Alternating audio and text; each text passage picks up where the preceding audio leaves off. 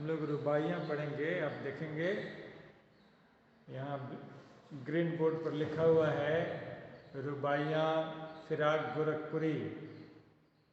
ये हमने पढ़ा नहीं है, ये सिलेबस में है, बचा हुआ था। तो हम लोग आज रुबाइयाँ की चर्चा करेंगे। कविता में आप देखोगे तो रुबाइयाँ मिल जाएगी, रुबाइयाँ और गज़ल। फिराक गोरखपुरी की है, कवि हैं फिराक गोरखपुरी, गोरखपुर के रहने वाले हैं, इसलिए इनका नाम फिराक गोरखपुरी है। तो हम लोग आज रुबाइयाँ की चर्चा करेंगे, अगले दिन फिर गज़ल की चर्चा करेंगे। तो आज हम रुबाइयाँ पढ़ने जा रहे हैं और आप सभी रुबाइयाँ अपने अपने किताब में ये पाठ निकालकर, शीर्षक निकालकर कविता को देखेंगे, पंक्ति को देखेंगे तो आपको ज़्यादा समझ में बात आएगी। वैसे भी आप वर्क फ्रॉम होम है, ठीक है ना, स्टडी फ्रॉम होम है, इसलिए घर में किताब की कोई दिक्कत नहीं होगी, चूँकि अब घर में ही हैं तो पुस्तक निकाल कर ही देखिएगा, ठीक है। तो मैं स्टार्ट करने जा रहा हूँ रुबाइयाँ को। अब रुबाइयाँ पढ़ेंगे हम। इस रुबाई में अब इस रुबाई में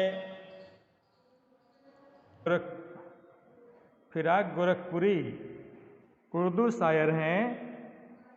इन्होंने अपनी शायरी में, आप आगे देखेंगे कि गज़ल भी है, तो यह उर्दू शब्द है रुबाइयाँ। तो प्रकृति, मौसम एवं भौतिक जगत के सौंदर्य को शायरी का विषय बनाने वाले प्रसिद्ध उर्दू शायर फिराक गोरखपुरी ने यहाँ एक वात्सल्य चित्र प्रस्तुत किया है, बच्चे का चित्र प्रस्तुत किया है, वात्सल्य चित्र प्रस्तुत किया, जिसमें माँ के सौंदर्य का वर्णन है, साथ साथ बाल्यावस्था में जो शैशवावस्था में जो शिशु होता है उसकी जो आप परिकल्पना करेंगे कि आपके घर में चाहे कहीं भी जो छोटा बच्चा है उसको माँ कैसे निहारती है, उसके सौंदर्य को कैसे निरखती है, कैसे अपने गोद में उठाती है, खिलाती है और आंगन में कैसे उसे लुकाती है। तो लुकाना शब्द का इस्तेमाल भी किया है, जिसमें आप कविता की पंक्ति में आप देखेंगे कि हाथों पे झुलाती है, आंगन में लिए चांद के टुकड़े को खड़ी, हाथों पे झुलाती है उसे गोद भरी, रह रह के हवा में जो लुका देती है, गूंज उठती है खिलखिलाते बच्चों की हंसी। बच्चा खिलखिलाता है, किलकारियाँ मारता है, उसकी हंसी देखते बनती है। तो कभी बालक प्रसन्नता से किलकारियाँ मार रहा है, कभी उस प्रसन्नता को, माँ की उस प्रसन्नता को और बालक के उस किलकारी को शब्दबद्ध करने का सफल प्रयास किया है। माँ बच्चे को नहलाकर तैयार करती है, भाव है कि माँ बच्चे को नहलाकर तैयार करती है और उसके बाद में बच्चा कहीं इधर उधर न भागे, कहीं मिट्टी तरफ न भागे, आंगन में भागे। पहले मिट्टी का आंगन ही हुआ करता था, तो कहीं उसके शरीर में फिर से मिट्टी न लग जाए, फिर से माँ को नहलाना न पड़ जाए, इसलिए माँ क्या करती है, उसको घुटनों में दबा लेती है। बच्चे को क्या करती है, घुटने में दबा के और उसको कपड़ा उसके शरीर को पोंछती है और कपड़े पहनाती है। नहीं तो उसके सौंदर्य का वर्णन देखिए कितना बढ़िया किया उन्होंने कि घुटनों में दबाकर उसे कपड़े पहनाती है। घुटनों में क्यों दबा लेती है, चंचल बालक होगा, बालक चंचल होते ही हैं, जो बालक चंचल न हो वह एकदम शांत चित्त बालक अगर अस्वस्थ होगा तभी होगा, नहीं तो कोई भी बालक या बालिका, कोई भी संतान जो छोटी संतान होती है, जो बाल्यावस्था में, चाहे वह लड़का हो लड़की हो, इससे कोई मतलब नहीं है। वो जो चंचल बच्चे होंगे वे निश्चित रूप से थोड़ा इधर उधर करेंगे, चंचलता दिखाएंगे। तो उनकी चंचलता में कहीं वे फिर से पुनः मिट्टी उनके शरीर में न लिपट जाए या मिट्टी में वे न लिपट जाएं, इसके लिए घुटनों में दबाकर उसे कपड़े पहनाती है, पोंछ कर अच्छे से शरीर को और कपड़े पहना देती है। तब बच्चा माँ का मुख निहारता है। बच्चा जो है वो क्या करता है, माँ का मुख निहारता है और माँ बच्चे का मुख निहारती है ना। एक दूसरे के का दीदार होता है, आंखें चार होती है, माँ से बच्चों की आंखें चार होती है। तो इस दृश्य को गोरखपुरी जी ने बखूबी शब्दबद्ध करने का प्रयास किया है और उसको निभाया है। बड़ा ही अच्छा मतलब दृश्यावली है, खूबसूरत दृश्यावली है, बड़ा ही सुंदर दृश्य प्रस्तुत करता है कवि। तब बच्चा माँ का मुख निहारता है, हाँ, और माँ बच्चे के मुख को निहार कर क्या हो जाती है, निहाल हो जाती है, एकदम क्या बाग बाग हो जाती है, प्रसन्न हो जाती है, आनंद विभोर हो जाती है, ऐसा आप कह सकते हैं। तो दिवाली के त्यौहार पर माँ चीनी मिट्टी का, अब क्या होता है दिवाली के त्यौहार पर माँ चीनी मिट्टी का क्या करती है, खिलौने लाती है बाजार से और दिए भी जलाती है। उसके घरौदे पर दिया जलाते समय माँ के मुख पर गर्व और वात्सल्य की अनोखी चमक रहती है। जब माँ घरौदे पर दिया जलाती है, उसका जो घरौदा होता है उस पर वह दिया जलाती है, तो क्या होता है, माँ के मुख पर उस दिए का और वात्सल्य की अनोखी चमक रहती है। एक तो बच्चे को के मुख को निहार कर माँ प्रसन्न होती है, उसके चेहरे पर दमक आती होगी, एक मतलब चेहरे पर एक चमक जो है वह साफ साफ प्रसन्नता के साथ अगर चेहरे पर चमक है, आनंद विभोर है कोई भी, और तब अपने बच्चे को याद करती है, बच्चे को देखती है और साथ ही उसके चेहरे पर उस दिए के प्रकाश की चमक भी है, रोशनी की चमक भी है। तो दोनों मिलकर जब आदमी आनंदित होता है तो चेहरा खूबसूरत दिखता है, क्योंकि बच्चे को देखकर, स्वस्थ बच्चे को देखकर माँ बड़ा ही आनंद विभोर है, इसलिए उसके चेहरे में दमक है, एक चमक है। माँ बच्चे को, अब फिराक जी कहते, देखिए फिराक यहीं क्या करते हैं, माँ के सौंदर्य का वर्णन कर देते हैं। स्त्री के सौंदर्य का वर्णन है माँ के रूप में, जो उसकी चमक है, चेहरे की चमक।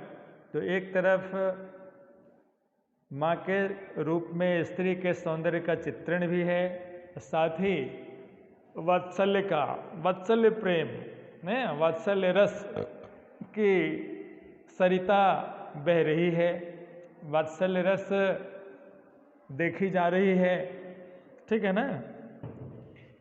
माँ बच्चे को शीशे में चांद दिखाकर बहलाती है। शीशा दर्पण में क्या करती है, चांद दिखाकर बहलाती है। अरे चांद कौन है, स्वयं बच्चा ही तो है, चांद दिखलाती है, शीशे में चांद को दिखला देती है। रात्रि में क्या है, कहती है कि यही चांद है। चांद है कौन, माँ का बच्चा ही है चांद। मतलब चांद यहाँ प्रतीकात्मक अर्थ में आया है, सिंबॉलिक अर्थ में आया है। रक्षाबंधन के त्यौहार के दिन बहन अपने भाई के हाथों पर बिजली से चमकते लच्छों वाली राखी के धागे बांधकर, वो बिजली की तरह चमकती है ना, वो जो लच्छा है रक्षाबंधन में, जो बहनें अपने हाथ में भाइयों के हाथ में राखी बांधती है, तो वो चमकते लच्छों वाली राखी के धागे बांधकर प्रसन्न होती है बहनें। वास्तव में फिराक की रुबाई में हिंदी का एक घरेलू रूप दिखता है। ये जो रुबाई है ना, इसमें हिंदी का घरेलू रूप दिख रहा है। घरेलू रूप में क्या क्या है? घरौदा है, माँ अपने घुटनों में बच्चे को दबाती है, नहलाती है और उसको पूछती है, साथ साथ कपड़े पहनाती है और उसके घरौदे पर दिए जलाती है। तो ये सब मिलाकर आप देख रहे हैं भाई बहन अपने भाई के कलाई पर राखी बांधती है। वो कलाई कितनी सुंदर लगती है। तो कलाई का सौंदर्य बढ़ जाता है, कलाई की सुंदरता बढ़ जाती है जब बहन भाई के हाथों में राखी के त्यौहार में राखी बांधती है। तो इन सब बातों की चर्चा इस गज़ल में है।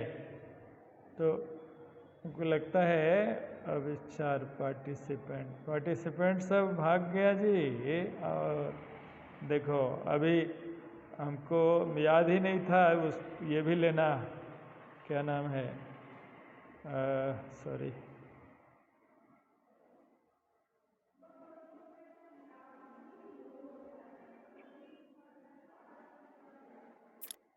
हाँ, पार्टिसिपेंट लोग कहाँ चले गए? चलो ठीक है। तो उनकी सहज भाषा एवं प्रसंग सूरदास के वात्सल्य वर्णन से की सादगी की याद दिलाते हैं। सूरदास ने भी कृष्ण के वात्सल्य का वर्णन किया है।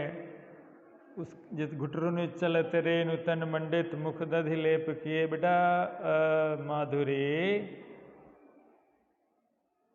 एक सेकेंड,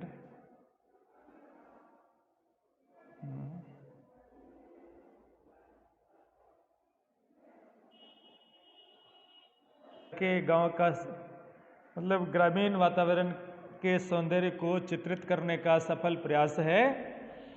अब देखिए, मैं कविता की पंक्ति पढ़ता हूँ। गज़ल के बारे में हम लोग दूसरे क्लास में कल बात करेंगे।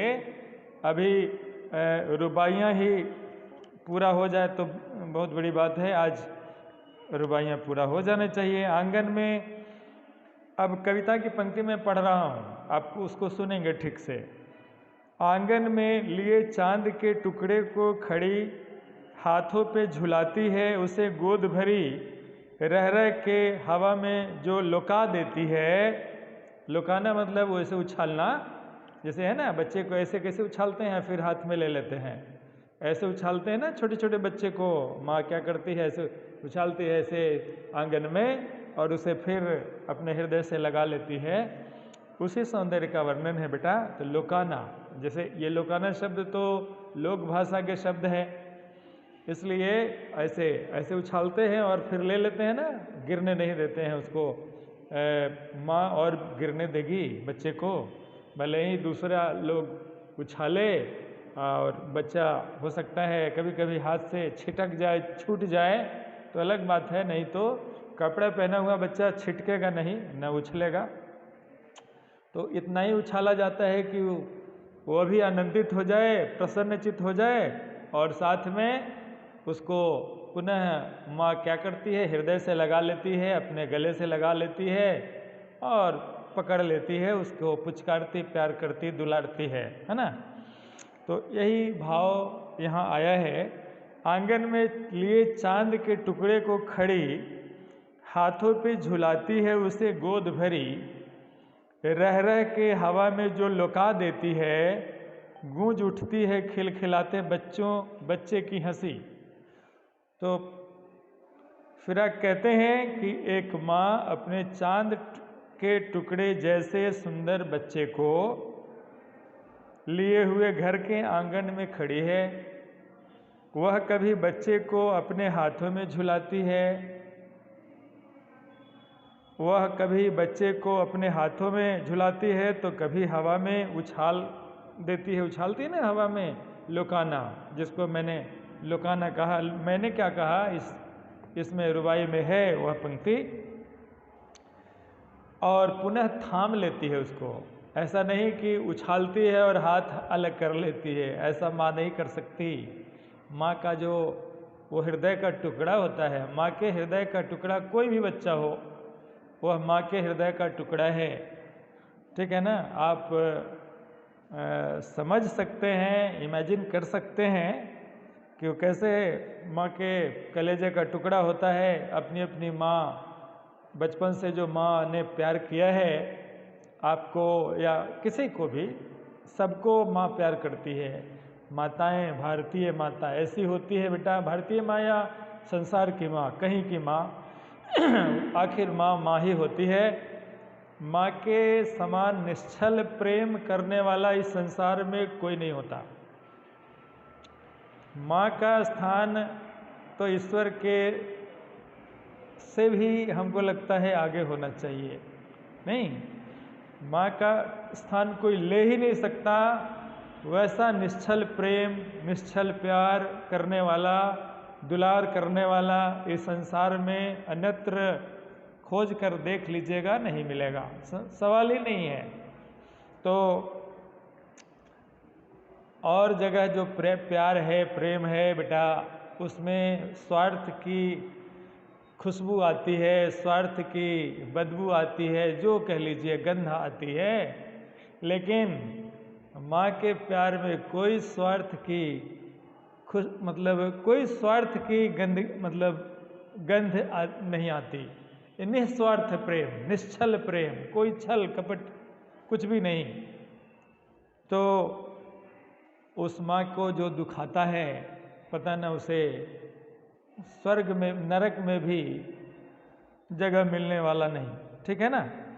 माँ के ऐसा करने पर वह बच्चा खिलखिलाकर हंसता है। जब आप उछालेंगे तो क्या है, वो बच्चा माँ के, जब माँ फिर थाम लेती है तो खिलखिलाकर हंसने लगता है। और हर बच्चा माँ की गोद को सुरक्षित समझता, सबसे ज़्यादा सुरक्षित समझता है। इसलिए माँ के पास जाकर वह रोता हुआ बच्चा भी शांत हो जाता है। क्यों? क्योंकि सबसे ज़्यादा सुरक्षित माँ की गोद मानी जाती है, या माँ का स्पर्श माना जाता है। माँ का मतलब अगर माँ हो तो भगवान को भी, यमराज को भी सोचना पड़ेगा कि माँ से उस बच्चे को कैसे हम लें। माँ के ऐसा करने पर वह बच्चा खिलखिलाकर हंस पड़ता है। जब लुकाती है, उछालती है तो खिलखिलाकर हंसता है। शायर कहता है कि बच्चे की यह खिलखिलाहट भरी हंसी पूरे वातावरण में गूंज जाती है।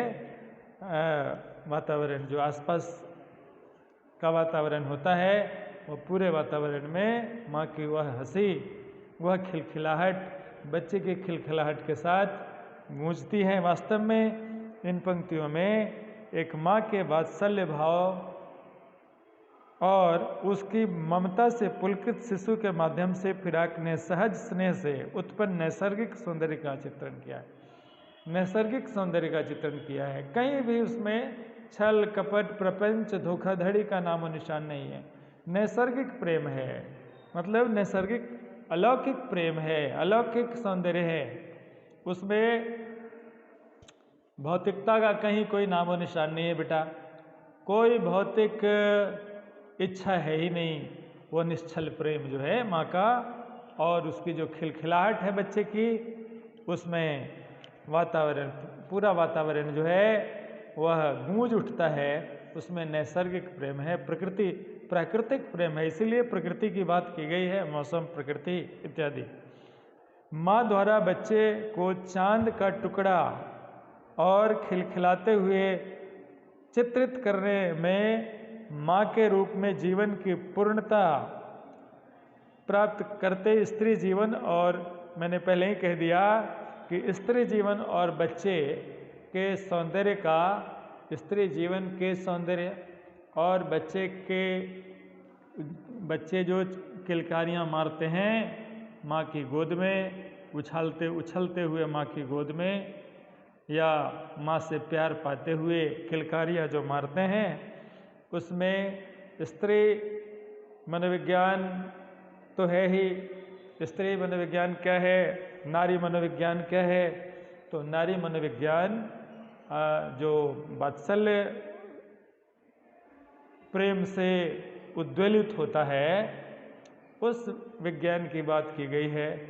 नारी मनोविज्ञान मतलब नारी का जो मनोविज्ञान है, जब उसका बच्चा किलकारियाँ मारता है, जब वह उसकी किलकारियाँ वातावरण में गूंजती है, तो माँ बड़ी खुश होती है, और उस खुशी में जो उसके चेहरे का भाव होता है वह पढ़ने लायक होता है बेटा।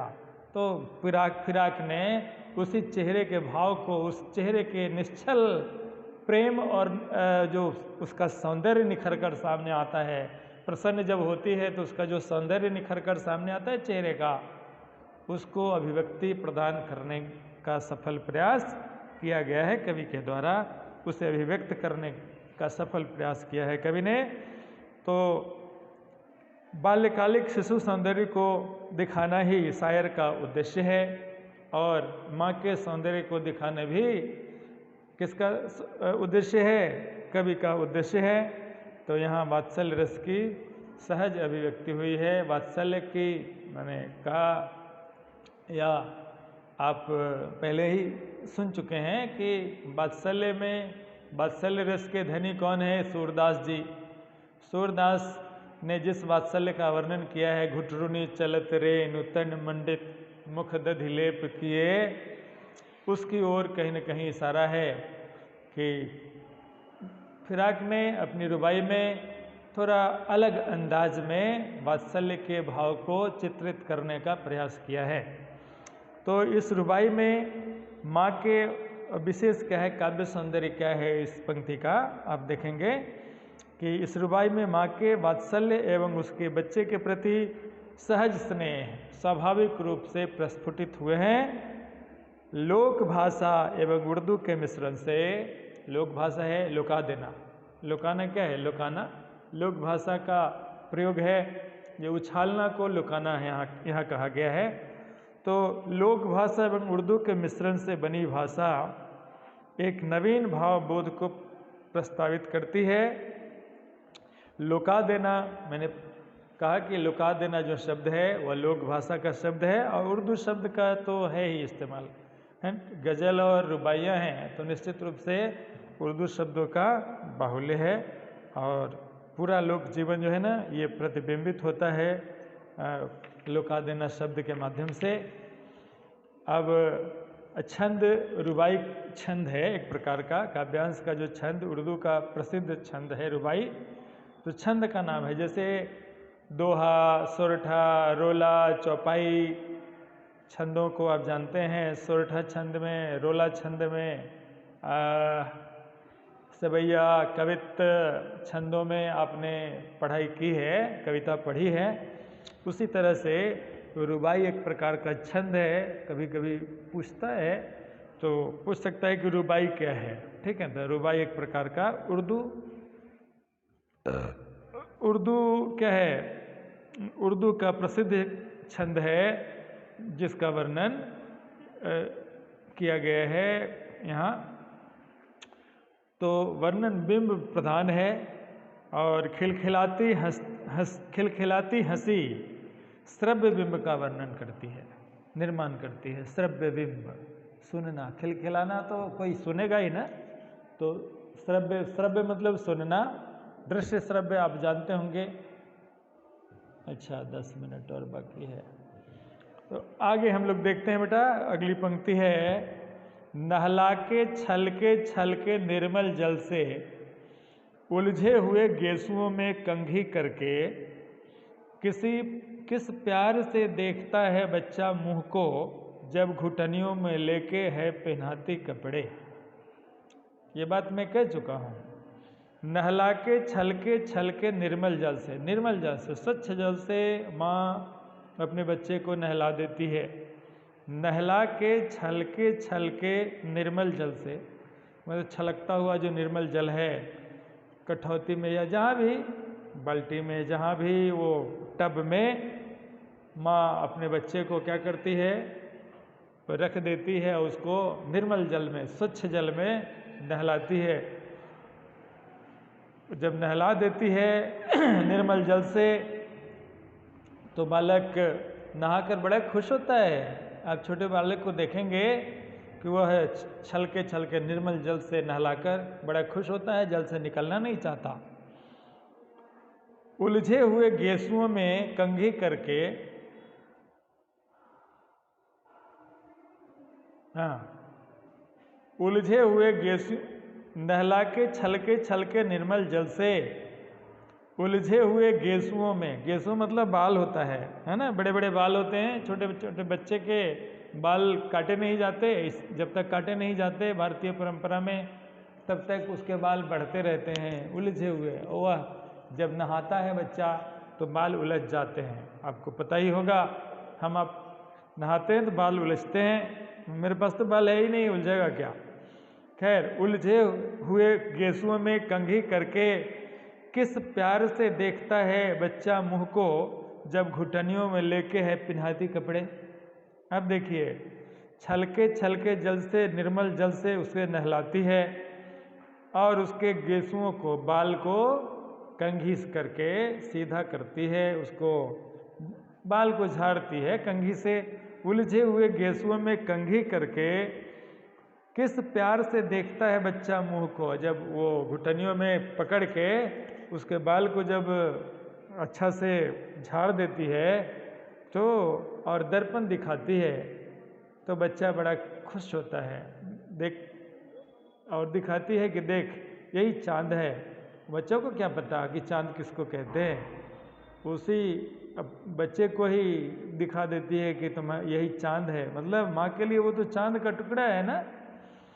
किस प्यार से देखता है बच्चा मुँह को, किसके मुँह को, माँ के मुँह को बच्चा बड़ा ही प्यार से देखता है कि माँ मेरे लिए क्या कर रही है, और माँ के मुख को देखकर बड़ा ही खुश होता है।